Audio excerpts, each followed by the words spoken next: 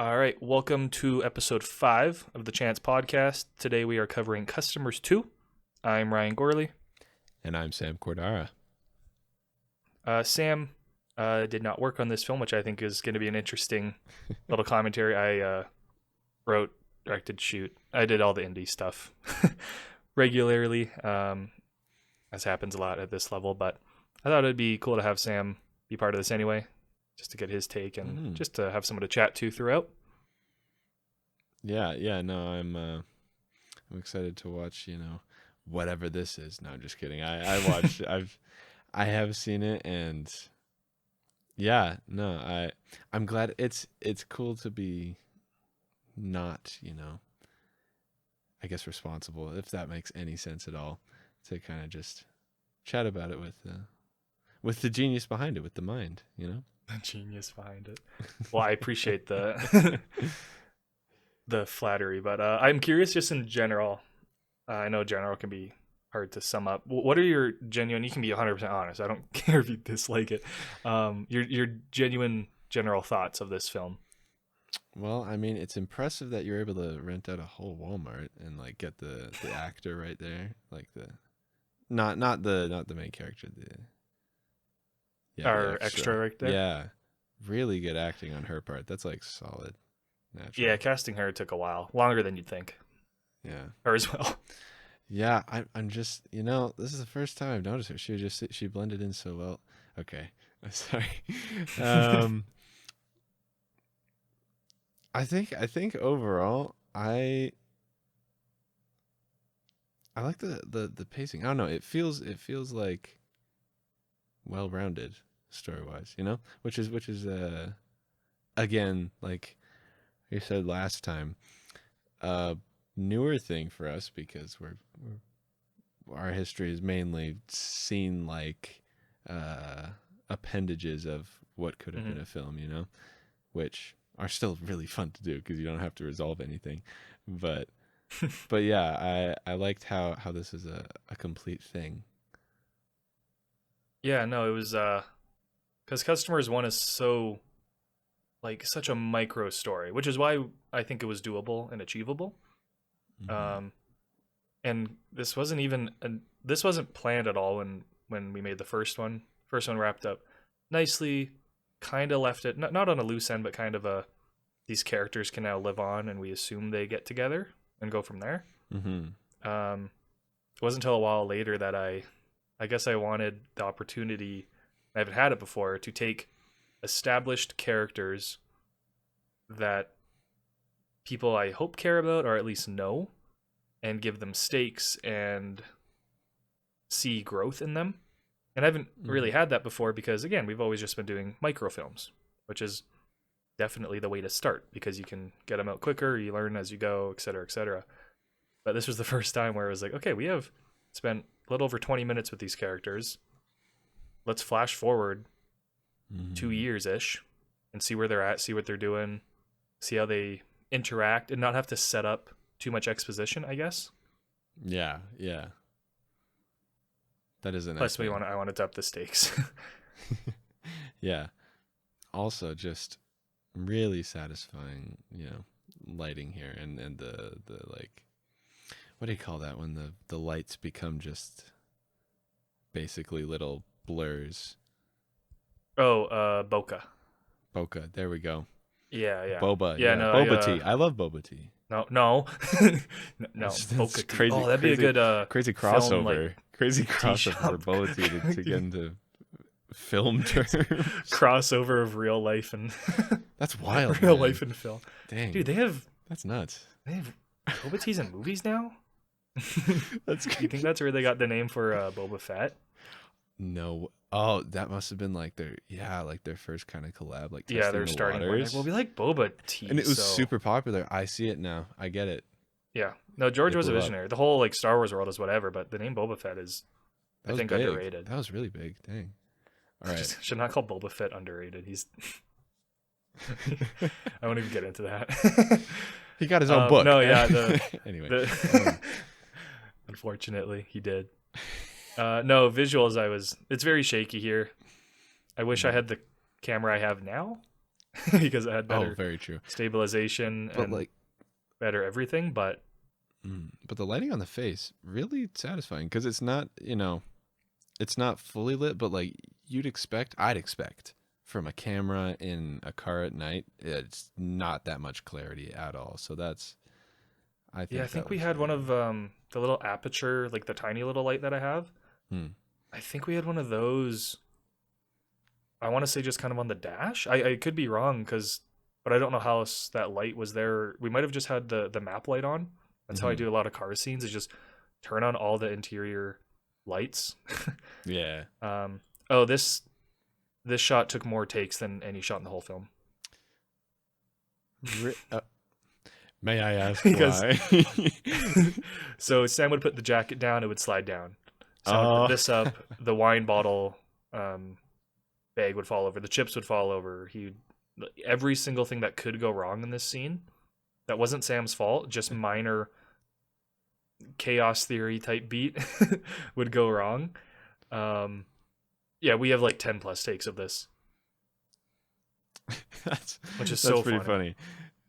because Uh, it's a single, yeah. it's such a simple shot.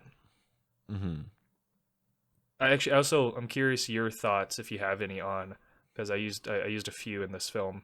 These long unbroken shots that aren't uber important.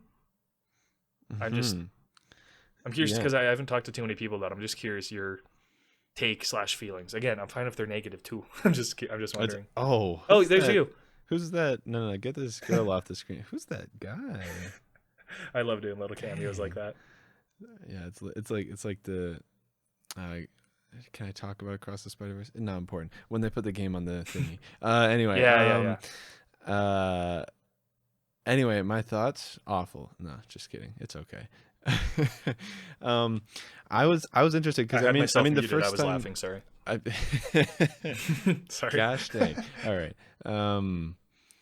I remember I believe I watched this the first time with uh, a friend of ours over Discord, and the first time I was like, "Huh, you know, it's a little long," but Hmm. as I kind of thought about it, I was like, it is a nice way to just kind of like gain some establishment of like I don't know the activity within a setting. Like I think of the fact that John Wick, and as will probably come up many many times throughout these Hmm. podcasts, I will talk about John Wick.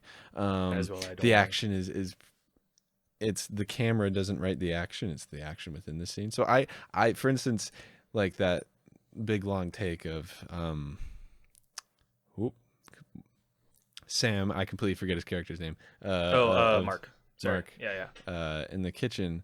At first, you're like, okay, but also it gives you kind of a sense of stability, and also it's just I don't know. It feels like you're using the the scene as opposed to just like trying to make the camera write everything, which I think is definitely useful. Was it the perfect thing to do? I don't know. Like I don't know either. pro- probably not. I don't know. I just thought it was a cool way to do it because like if you're not thinking about it, um, even then, even for like the attention spanless viewer who might get bored of the shot, at very least, I think they're subconsciously more comfortable with the character just from that, just because we get to see him moving as opposed to being moved Yeah. around. Yeah, no, I guess I almost struggle to figure out why I like using those shots sometimes. One is because I got very inspired by Roy Andersson. He's a Swedish filmmaker. I think I talked to you a little bit about some of his films that use Mm. only unbroken shots like that. Now his shots are the most well framed, most like beautifully shot things ever. So I'm not comparing myself to that, but there I wanted to use it as I guess a calm before the storm, if that makes sense. It's right Hmm. before things go downhill for the characters. Um, I just wanted to breathe, which isn't necessarily better. I don't know. I still don't know how I feel about it. Same with no audio here. Hmm. It's fully silent here. I debated putting music or having the diegetic audio, but she had music going in the car, Yana, to get her in her feels, which is Hmm. very valid. Um, Man, she's such a good actor as yeah, well. no, she's wild. We I hope she's not watching this because Yana, you do not deserve to be working with me.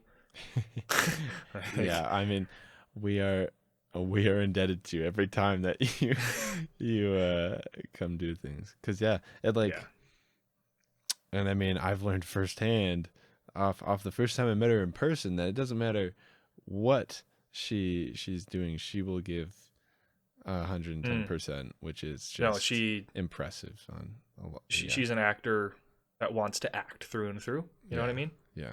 And just wants to impress and wants to give it her all. So no, yeah, she's very good. And then acting alongside Sam Close, they're both well. It was great. They knew each other Mm-hmm. because we worked on Customers One, and during that time we'd hung out together and just been friends. So this was this is probably the best shooting experience I've ever had of a film. I guess it's tough to say that though because there's been times where it's just been you and I goofing around making a film, but I think this was that perfect balance of going for high quality and still just having a blast doing it, even though we had to do several takes, whatnot. And it ended up working out pretty well. There are some things I still have issues with on the technical side that I just beat myself up for, but overall, I think the film works. Mm-hmm. As a whole, there's bits and pieces that are iffy, like again the long takes, and there's some shots that are I don't know, not misplaced, but just maybe not some people's taste. I don't even know if they're my taste, but Mm-hmm. we were able to get a finished film together that was not unlike Customers One on a nice camera in 4K, Mm. and the audio is significantly better. It's quiet at parts, but a lot of the audio was just mic on camera, just because half the time it was just me. Yeah. But no, yeah, I think overall it came together pretty well given what we were going for. Mm-hmm. Small story, but a lot larger than the first, I think. Yeah. I will say this film more than any kind of alerted me to the I guess the expansion and kind of addition to ambiance and story and Mm. emotion that music or soundtrack brings, because I feel like especially in this scene, like there's these moments where like it's good, but imagine it with like the the quieter or more, softer tones coming in, making it feel more like a human conversation, even though it's in this tense moment. It was just things like this where I was like, huh, like, I we'd never really had a chance to like think of it like that. I feel like in movies prior, well, movies, uh, short Things. short and microfilms prior, because I mean, honestly, it just goes by so fast, and the scenes really kind of open and close themselves. And so it was just cool to Yeah, see most of our like films this. are shorter than this scene. Yeah, yeah, You know what I mean? yeah. So it's cool to see. I mean, for me, I guess the first time, because I'm not, the biggest. I don't write music. I don't know what I'm talking about, but like to see the voids and be like, oh, okay, that's something that we can explore further on, which I think is the best part of everything we make, Mm-hmm. which is the fact we look back, we see, oh, hey, that could be something we try Quick note next there, time. quick note Yeah. there. Yeah, 100%. No, yeah, no music is. I think that's weird because I love music in films. Like you know that I love audio in films. I love a good soundtrack, etc. And in this film, there was going to be a soundtrack. I was either going to just compose a simple thing that was unobtrusive but nice enough to pass, whatever. Hmm. Um, but then I wasn't comfortable enough to do that. That's like now I feel like Which I is fair. could pull something together. And since the first one was going for ultra realism, so it didn't Hmm. have a soundtrack because we were following like the Dogma 22 manifesto that Will and I had made to be pure realism. You're following that. I was like, I guess I should follow suit so they go together. But you're definitely right where there's moments where it's like you don't know if adding something else like music would add to the scene that much, or if it would distract. Like again, it's that thing of now we'll never know because the film's out and stuff. But yeah, in future projects, it's definitely now interesting, right? You know what I mean? Like, But yeah, and yeah, I think that's one of my favorite parts of filmmaking is thinking about, okay, I like that, or maybe I don't. Let's try something different next time, or take a different approach. You know what I mean? yeah, Especially with a scene like this, right? Uber long. This was basically, like the coffee shop scene in the first one, where they just chat. This was just that version of that in this film. Very different stages of life and everything, but there's one small things I'm proud of are just there's some minor dialogue callbacks to the first one, but I tried to keep them in character and not just, oh, he said a similar thing. You know what I mean? Yeah. I've said you know what I mean way too many times for things that are very basic that I know you know what I mean, but I'm going to continue to do so. No, yeah, that's fair. Just so you know. That's my You know worst. what I mean? That is my worst filler phrase on a completely off-topic throw it in thing. all the time. Is worse than like for me, which is big because like is bad with I think everybody on this planet. But I say it less so than the general public, but even then, when I notice myself saying it, I want to die, dude. yeah, It's weird. It becomes like breathing. Like it's not even a thing you think about anymore. It just like you have to stop yourself. You don't have to like think about saying it. The worst is when someone points it out. Yeah. And then now I'm doing it now. Now I'm actually thinking before I speak. Yeah, it's scary. I don't like this. Isn't that a concept? I hate it, dude. Oh man. Also, again, a little closer to topic. Interesting color of walls in this room. Yeah, say interesting. Pardon, I don't want to swear on this podcast too much, but how do I put this? They fucking sucked. Because, dude, yellow walls with a LED off screen hitting the characters, and then that light bouncing off the yellow walls onto a human face. Now, it's mostly fixed in color grading because I toned those walls down and I made their skin tones, I think, a lot more fixed. Oh, man, I wish we had millions of dollars. It could have been like, yeah, let's just repaint it. This was at my friend Josh's house, the star of Citizen. Don't know why his gym is yellow. Don't know who's... Josh, if you're watching this, the hell? Repaint it. No. It's horrible, dude. I know it's not built, but no, that was the first thing when we stepped in there, because I obviously knew Josh's house. This was in mind, and then I walked into his gym a few days before filming. We were just hanging out. I was like, oh, all right. What happened to the walls? I guess this'll do. You know what I mean? Like, because I super appreciate him lending his house. Love the guy, absolutely. But it was okay. I'll note that. Yeah. We got to go. Shout out to Will. For this. Oh yeah, this was fun. Yeah. I forget this as well. For a second, for just a split second, I was like, because of the build, I saw the build coming through, and I'm like, is that Ryan? And they're like, no, there are many, many reasons that can't be Ryan. Will and I are who's holding this camera. Exact same height and build. Like, there's probably a lot of people that think that's me. Now that I think about it, like, maybe I like this shot quite a bit just because the framing changes throughout. I say that like that's really smart. I'm just panning and stuff, but yeah. I think we got it down, which is nice because this was I think this was like 3 takes.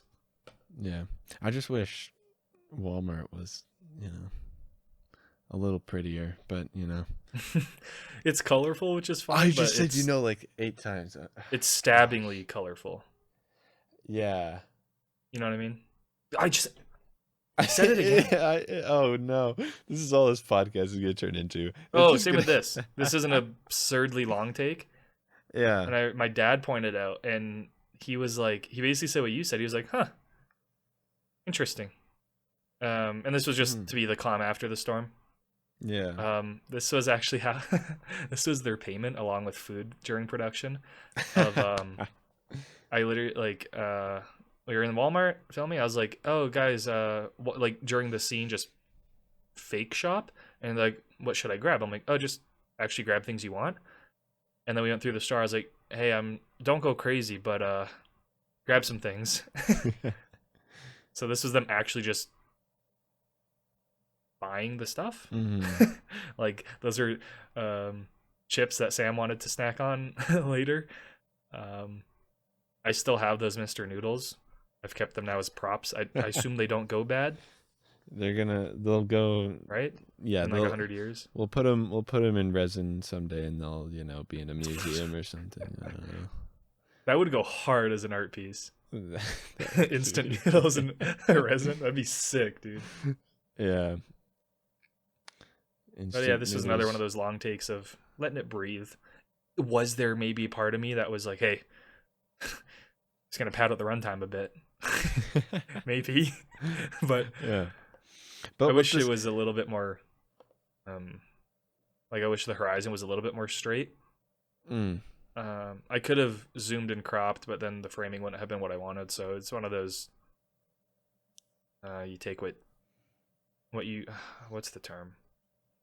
It's one of the terms out there. You know. You guys know what I mean. You I gave no basis of like what I could actually mean. Yeah, it's like it's you know You what I guys mean. get it. You know it. You get it. You'll figure it out. Um, You're smart. but yeah, I think this shot slash scene is Shot works, both work. this sheen is a really good example of the potential that just sitting still with the camera can have, because Mm. and forgive me, it's not perfect, but there's Forgiven. but but with just a still moment like that, you open up an opportunity for very human interaction between characters. Like this, for instance, I really like this This shot is and one of scene. my favorite shots I've ever. I'm not even going to be too humble. I think this is one of the best shots I've ever gotten in my life. The There is audio, or there was. We had a sound recorder in the cup holder. First time, because I couldn't monitor them while they were filming. The first time the audio was blown out a bit, so I readjusted the levels, went for take 2. Sound recorder died halfway through. And I was like, we're in a dilemma. I think Walmart had just closed. What are we doing? You know what I mean? mm-hmm.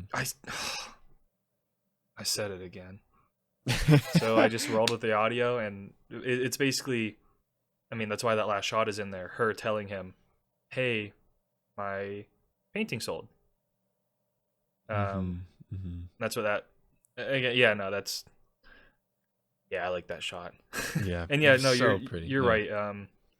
Yeah, I don't think anything we do right now is perfectly executed, but being able to let it breathe, yeah, does not always, but can give a lot of opportunity. And I've seen it happen enough that it's attracted me a lot. To seeing, yeah, those truly human, like absurdly human moments come through. Like when Sam tried to scan the chips and it didn't beep a few times. He had to readjust and then get the barcode. I wouldn't write that in the script, and if it was scripted, I'd say, cut. That looked sloppy, whatever. I guess, audience at home, if you made it this far, I shot some test footage on I believe it's a Canon PowerShot SX230. I think that's the model. It's one of their bridge pocketable zoom cameras. It shoots 1080-24. It's basically like the customer's one camera, very similar. Lens is a bit worse, but the mic's on the front's a bit better, whatever. I shot some stuff just at a little, I don't know if you call it party. It was, I don't know, 8 of my friends and I were just hanging out having a game night. And I told them, hey, I'm going to film some test shots on this camera. I want to see what it looks like and sounds like. and I just got some shots of people just talking, having a couple beers, just shooting the shit. Nothing in particular really happening, but I edited it together kind of like a mumblecore film. Just it was like a minute long or something, and I sent it to Sam, and I think we both were like, "Oh man, that's just it's interesting how interesting humans can be Yeah. with nothing really going on." Yeah. I think yeah, that's a perfect kind of description of I feel like uh what I say when I mean, yeah, there's so much potential in just Mhm. letting it sit, because if you if the director directs correctly and lets, the characters play themselves for a bit in front of just a still frame, especially with, you know, I guess, I definitely, wow, I said it like eight, oh my goodness. With direction on an idea or a feeling rather than, Mm, like a vibe. yeah, I shouldn't say that's the worst word, yeah, but a vibe. Um, feeling the vibe. yeah, yeah, I don't know. I feel like a lot of, especially kind of, this beginning level, I said it again, Mm. of filmmaking really want to show that they know what to do with the camera and that they can make the camera do cool things. Mm. Yep. But in reality, you're telling a story, and the story is actually not told by the camera. It's told by your characters, and the camera is meant to be the lens with which you can paint that canvas. So Damn, I've never actually thought about it like that. No, that's such a great way of putting it because if you look at all our well, don't, but if you look at our earlier stuff, we're trying to do crazy camera moves and gimbal shots and throwing drone shots as much as we can because duh, it's visually interesting and our stories weren't that great. mhm. So hey, we'll make these shots look really ambitious at least. Obviously, they might not have been pulled off great, but at least ambitious. Um, and I hadn't really actually consciously thought about the shift from crazy camera moves, which I still love and want to incorporate, Mhm. to a film like this, which has the most tripod shots I've ever done.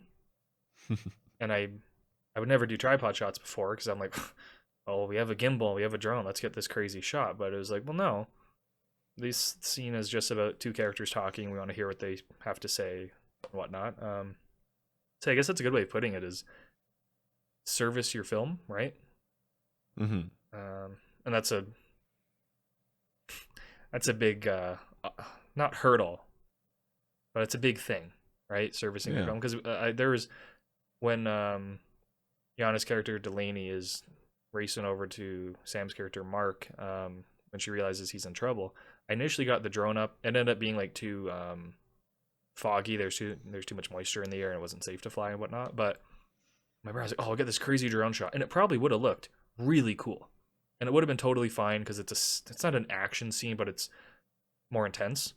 Mhm. Uh, but when I viewed the film without any drone shots, it's like maybe a drone shot would have slightly taken you out for a sec because it's been this close, intimate. Camera's always been inside the car. Yeah.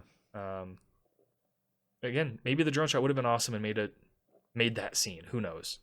And people would have liked it because drones are cool. But I think when you look at servicing the film and the characters, sometimes those saying less is more is lame, but I think that's an okay way of putting it and semi Yeah. accurate.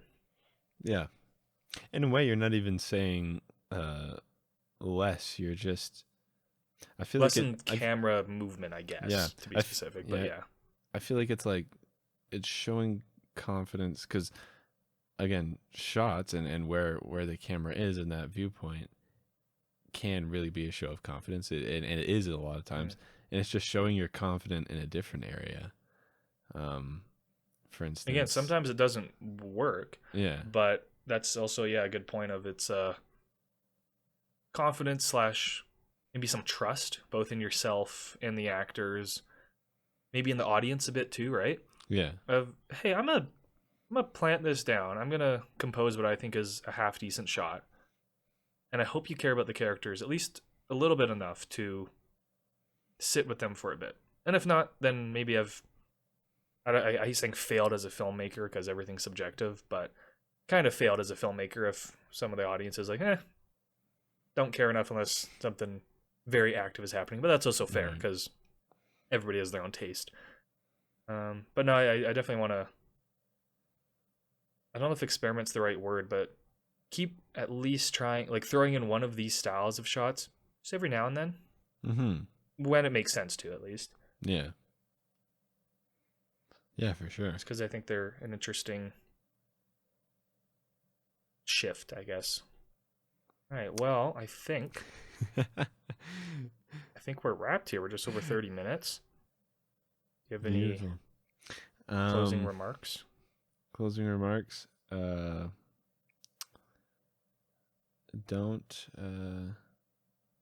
eat the yellow snow, ladies and gents. Or do. Or do. I mean, you know. What? I what's the said worst it. that could happen? Oh,